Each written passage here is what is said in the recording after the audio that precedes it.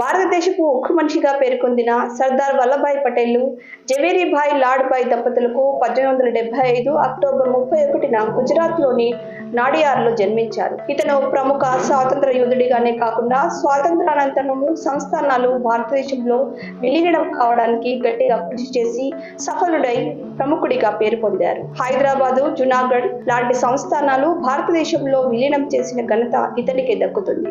ఇంగ్లాండ్లో బారిస్టర్ పట్టా పుచ్చుకొని స్వదేశానికి తిరిగి వచ్చి దేశంలో జరుగుతున్న జాతీయ ఉద్యమానికి ఆకర్షితుడై బ్రిటిష్ వారికి వ్యతిరేకంగా మహాత్మా గాంధీ నేతృత్వంలో కొనసాగుతున్న స్వాతంత్రోద్యమంలో పాలు పంచుకున్నాడు. బార్డోలీలో జరిగిన సత్యాగ్రహానికి నాయకత్వం వహించి విజయవంతం చేయడమే కాకుండా తాను దేశ ప్రజల దృష్టిని ఆకర్షించాడు. బ్రిటిష్ వారికి వ్యతిరేకంగా స్వాతంత్ర ఉద్యమంలోనే కాకుండా దేశ ప్రజల సంక్షేమం కోసము అనేక సాంఘిక ఉద్యమాలను చేపట్టాడు.